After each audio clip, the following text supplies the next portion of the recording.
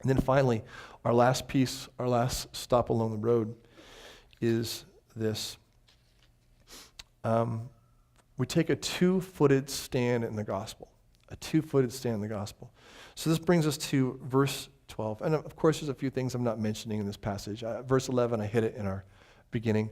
To him be the power and the glory. Why is it important? Because if he doesn't have the power, the glory means nothing. You get no strengthening, and you suffer for nothing. You've just wasted your life. So to all hope and our whole hope is in the fact that Jesus is all-powerful and able to do that. So in verse 12, we hit this. By Silvanus, different name for Silas, all right? By Silvanus, a faithful brother as I regard him, I have written briefly to you, exhorting and declaring that this is the true grace of God. Stand firm in it. In simplicity, this is Peter closing out this letter. He said, I've written this at the hand of Silvanus. Peter's a fisherman, and penmanship probably wasn't that good. So Silvanus is writing through this. He's bringing this letter to him. And basically, he starts off with two very, very strong verbs. So I'm going to kind of put this in a plain sense and let you figure out a lot of this. But he says this, I exhort and I declare to you. I'm not kind of hoping. I'm not suggesting. I'm exhorting and I'm declaring to you that the gospel found in this book that is the true grace of God. So let me just read this in case you didn't catch it. I have written briefly to you, exhorting and declaring that this is the true grace of God. Stand firm in it. So he's saying with two verbs, exhort, compelling you, like I'm declaring to you, this here is the truth. Everything else, not the truth, right? So what I'm writing to you is the truth. And the truth is encapsulated in the true grace of God. So we talk a lot about gospel here. I talked about gift bag, right? How do you get the gift bag? How do you get what the stuff is that all God's offering us? Do you get it through your merit? Absolutely not, because you've got no merit, friends. Never did. I didn't. Eventually, God shows me I have no merit, and he goes, but there is one who has merit. And he made a trip down to earth, lived 33 years of perfect life, nailed every moment of obedience, never gave in to it, like sailed through waters of temptations that I will never, ever see, and then voluntarily walked himself to the cross so he might die for my sin, might die for yours, then broke the teeth out of the grave, ruined death, comes back out of it, all to do what only he could do and is very, very, very happy to do for you. So if you want the glory of God, if you want him now and forever, the only way you get it is by pulling up dry, going, okay, I actually have no merit at all. And Jesus has it all. This is grace. I get everything that I didn't deserve. I don't deserve all of this, and I want it through the grace of Christ. And so the gospel is a gospel of grace, not a gospel of merit, not a gospel of grace and merit. It's not a mix. It's not a portfolio view. It's all of grace. So he says, this is the truth. It's the story of grace, and follows it up with another command, stand firm in it. So 3 commands sticking out in this book right here, which does something to you. Stand firm of it. That's my 2-foot stand, right? To be all into it. Out in California, there's an island called Catalina. And when I was in junior high, I had a guy who, in our church, just like some of you guys do, you dump into our kids, and you set up lunch meetings for our kids. And please, love, yes. So there was a guy like that. His name was Dave Nordquist or Lundquist, I can't remember, Dave. And Dave was a fireman, and he was a private pilot, and he set up my parents, and he picked me up, went to the airport, we got on a little plane, flew over out of Palmdale, across the basin, across a little bit of the ocean over to Catalina Island, and landed on an airstrip on Catalina Island, which is uniquely, anyone land at that airstrip? All right, I did. It's like an aircraft carrier. It's on top of a mountain. Literally, the end of the runway is a cliff. It's such a fierce cliff that if you didn't quite get airspeed, you probably won't hit any rocks. You'll probably hit ocean. I mean, it's a drop. We're talking a 1,000-foot drop. And so I remember Dave telling me while we're sitting there, he goes, "Well, here's the deal. When we take off here, you got to mean it." Because there's no like bushes to land softly in the other side of here. Like you're just off, you got to take off. Of course, that made me feel really good. But we took off, and it all worked out great. I'm alive, and I think in some way this idea of standing firm is like this. if you're trying to understand who Christ is, take your, I don't say be slow about this, but walk around the plane and check out the plane of salvation. Check out the plane of the story of God. Like, look at it from all angles. Understand what it is. Christ says, consider the cost of building a tower. Don't take a cheap sign up. Don't quickly say, oh yeah, I'm in. Walk around it. Check it out. But when God invites us to trust him, he invites us to trust him with both feet.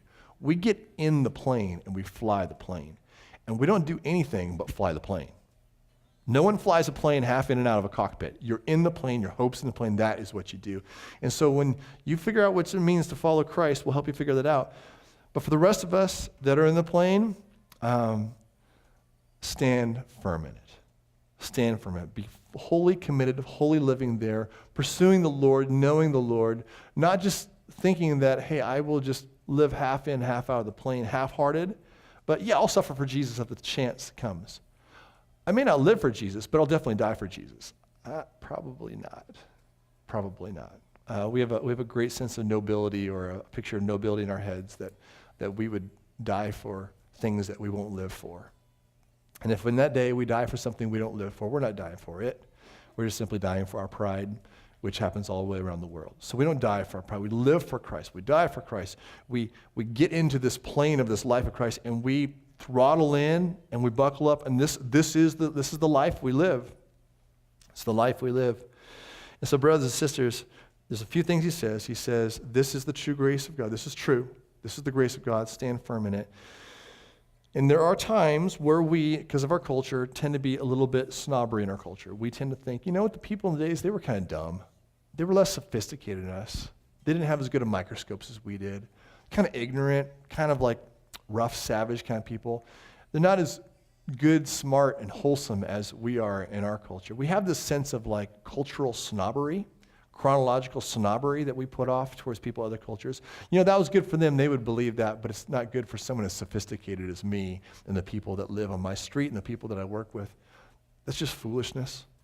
You have two people here writing these things. On a lesser sense, you have Peter, the one who walked with Jesus, made all kinds of missteps, all of it happily cataloged in Scripture for us to see, denies Jesus, and then is redeemed and helped and filled and used by the Lord all the way through. First-hand account witness says, this is the true grace of God, and my stink is written all over this story. That's what Peter says, and that's my version of it. You've seen me in the whole thing. I'm a first-hand experiencer of this. This is the true grace of God. And then farther beyond that, beyond a first-hand witness, you have the Spirit of God who's inspiring this, the Spirit of God who's writing this through the pen of Peter. So Peter and the Spirit of God saying, this, my friend, this reader of this book, if you are now in 2017, or if you are in AD 67, or whenever this book is written, this is the true grace of God. Stand firm in it. So let's be careful about our snobbery that allows our culture and our set of sureties to have to float the day. It doesn't pass my sureties and my Western measurements, well, then I can't be sure. Actually, God knows the sureties. He has the measures for this. And he says that the readers of this letter have sufficient cause to believe this to be true. This letter is sufficient cause. Because this is the way God is working. He's supernatural. He is operating above nature and through nature. And so the way he communicates to us is he writes his word. And there's something inside of you and something inside of me when we read the stuff in here that resonates and demonstrates that it's true. And Christ says, he who rejects my word commits a crime. Not a mistake, but a crime. So that does something for you. Because that really messes with my cultural norms. Really messes with my cultural norms. So you can chew on it, think about it. It has great implications upon how you share the faith with people around you. But for you, brothers and sisters, and my friends that are here trying to understand Christ, it takes a two-footed stand in the gospel. We go all the way into Christ. And for us, not only who rest in it as truth, but think about this, brothers and sisters. I think a lot of you guys are wrestling with some of the stuff I'm wrestling with. I am entirely too half-hearted in my pursuit of the Lord. I'm dangling a leg outside the plane half the time, right? I'm just caught up in a lot of other hopes of naps and whatever things around me. And those things are constantly pulling me. I'm pulled by 1,000 different things on the ground instead of my heart continually more and more being like focused on the Lord and diving in and understanding his glory and growing with him and pursuing him. So brothers and sisters, stand with both feet in the gospel. Those are our 3 points. More than observing, our future is to share in God's glory. Number 2, God massively strengthens those who rightly endure suffering. Number 3, take a two-footed stand in the gospel. This is the true grace of God. Stand for a minute, brothers and sisters. Let's pray.